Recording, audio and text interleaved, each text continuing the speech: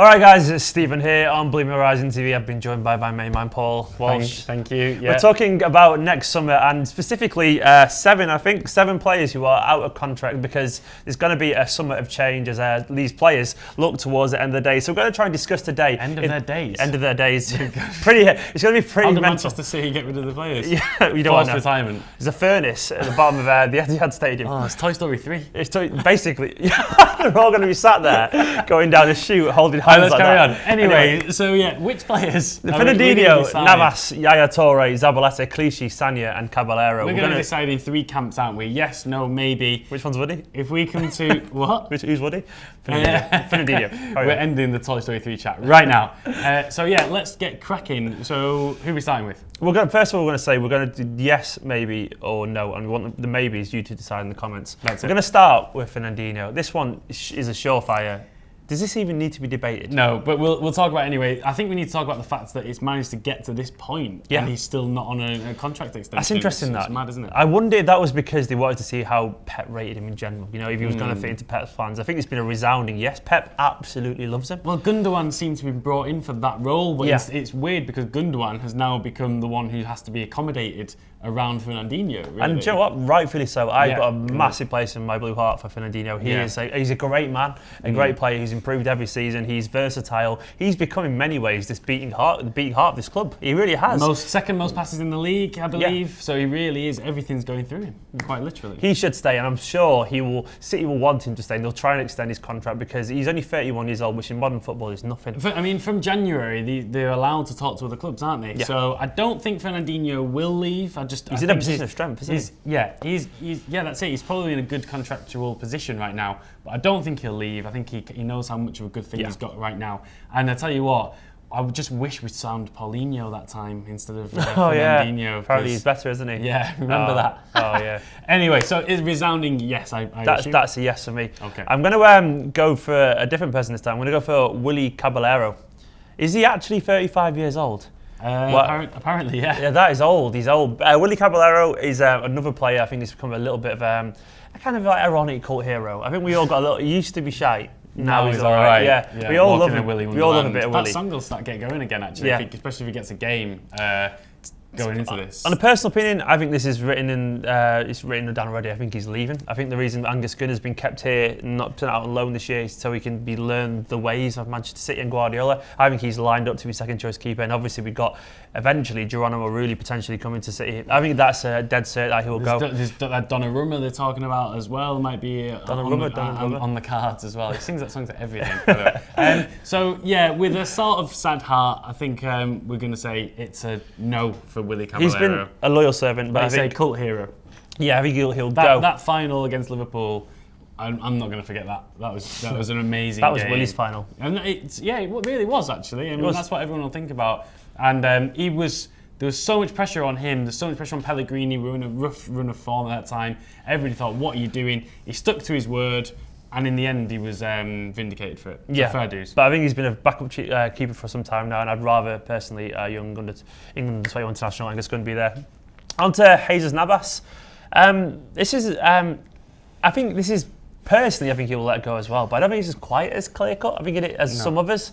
I mean, I think there's an argument for some people might say he's a good squad player. He's only 31 years old, which once again isn't that old. But I think when the likes of Gabriel Jesus coming in, Leroy Sané coming back, and obviously the likes of Patrick Roberts, Zinchenko coming back from loan, I just think there's just not enough places for a player of that ability in terms of his stature in the game. He still is very highly sought after. A lot of players would love to make him one of their star players. A lot of lesser teams, maybe Sevilla, would want him back. I just think he wouldn't want to stay as a squad player anymore. Personally, I think he could go somewhere else.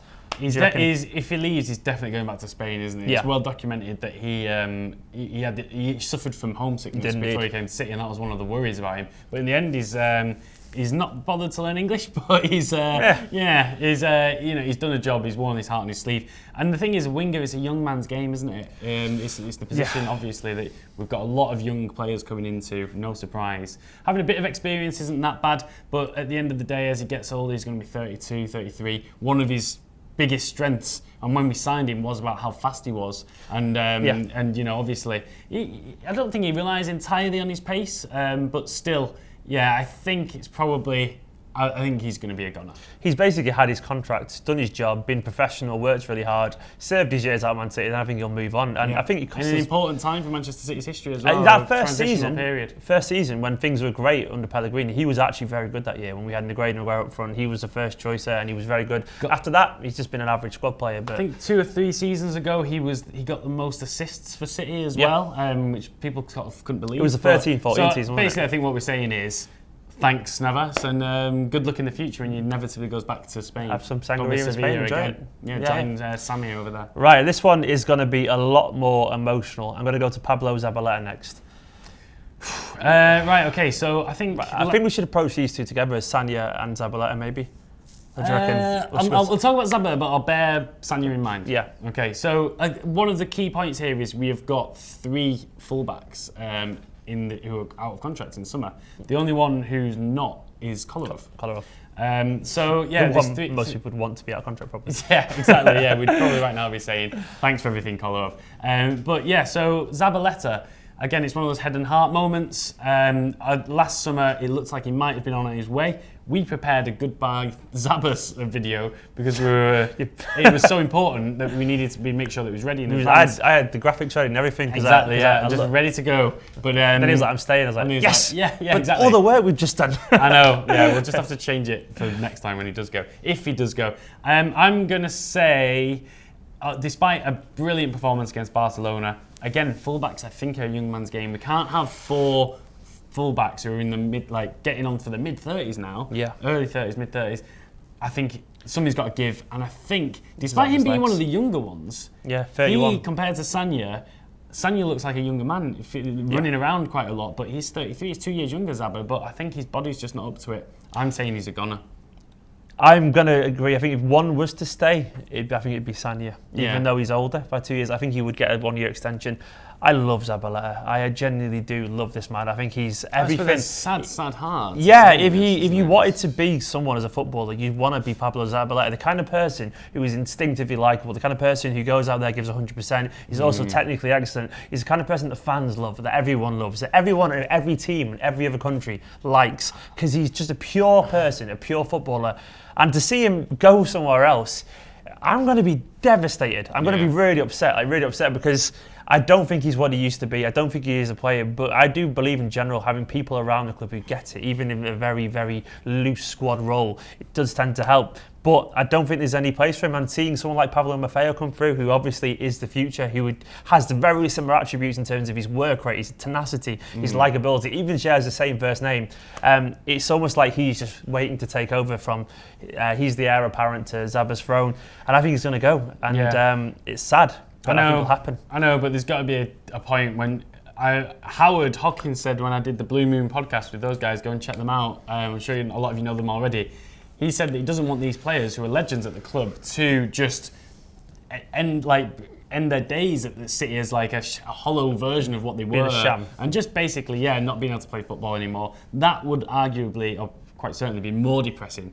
Even than seeing them go to another club in England. I don't think Pablo Zabaleta would go to. I wasn't sure what I was going to call him. Pab Zab, I think. I'm not sure. Would he go to a team that's lower in the league than City? I don't know. I wouldn't be surprised. He would just retire? An Everton or something like that. I don't think he'd retire. Maybe he could go to the MLS, something like that. Could go to the MLS. Could Captain of New York. Could go back to Spain. I don't think he'll go back to Argentina. I think that's too much probably for him just yet. I don't think he's like a Messi and Aguero who feels so powerfully Argentinian. I think he's.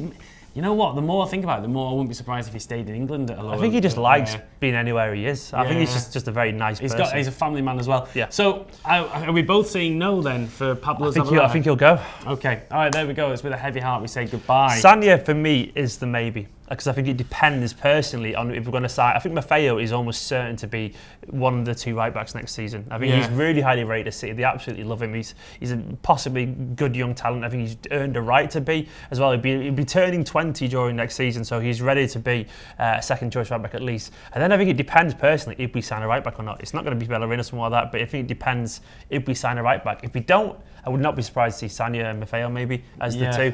But I think it's a maybe with Sagna. Sagna, one of his big strengths, he's got a lot of strengths, was that he was dependable. So the season when Zabaleta's picked up a lot of injuries last season, and Sagna just slotted in, and he played an unreal amount of games. He was playing every week twice in a lot of occasions, and he managed it even at at 32. He's now 33. He's going to be 34 by next summer. Is that just too old for a fullback in a fast game? I'm happy to stick him on the maybe pile. You let us know what you think. Should we offer Sagna another season? Instinctively, do you think it's a no? I probably would say no, but I'm going to say maybe just so we've got somebody in the maybe pile. But and also getting rid of if you got rid of all our fullbacks in one go, that'd be a lot, wouldn't it? It's risky. It's risky. It is risky. You need some older faces around. On to another fullback, Clichy.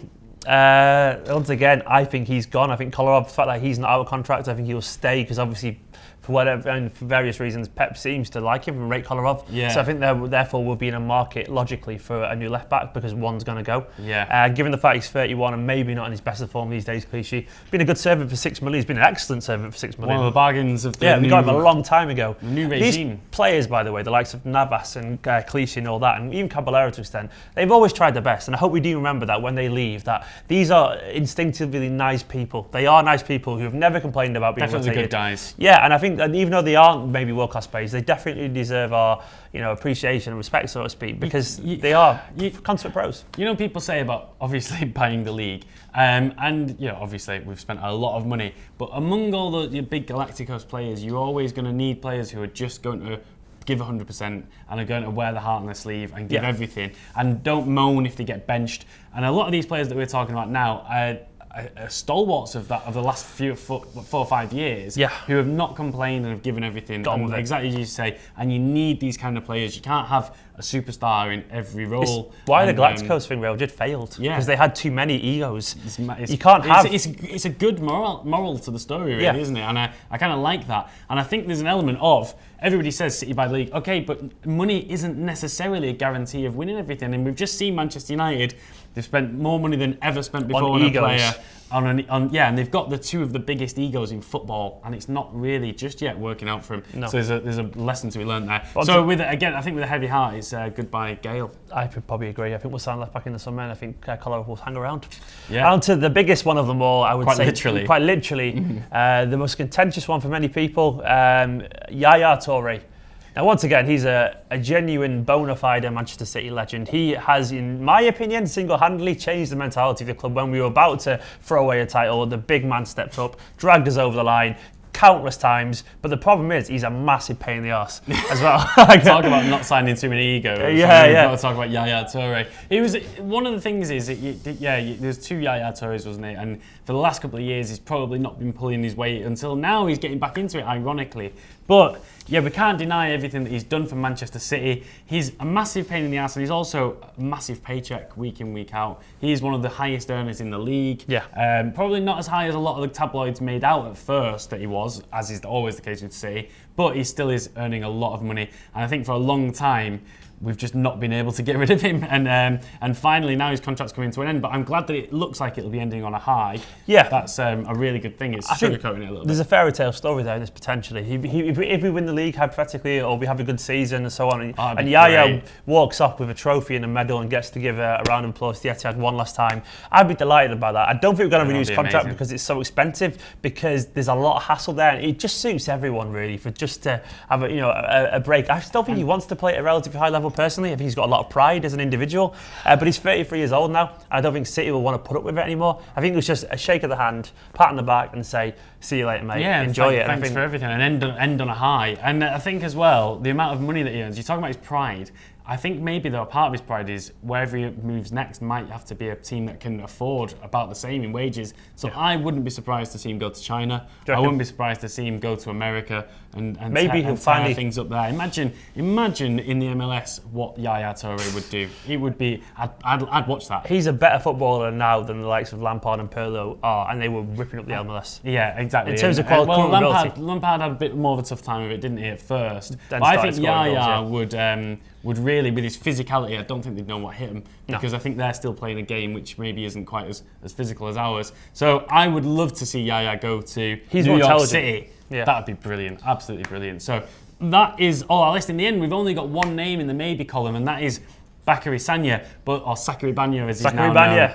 Let us know what you think. Have we got any of those wrong? Are we being too ruthless? That's a lot of outs, but let us know what you think. Also, we are looking for new contributors on Blue Moon Rising TV. So please send us a video, maybe of you previewing the next game. Send a video over to BlueMoonRisingTV@gmail.com. Wherever you are in the world, yeah, it's down there in the description. Send it in. We'd love to get you on our next video on Blue Moon Rising TV. We'll be starting this from maybe next week even. Yeah. So get involved, please. You'll be with us.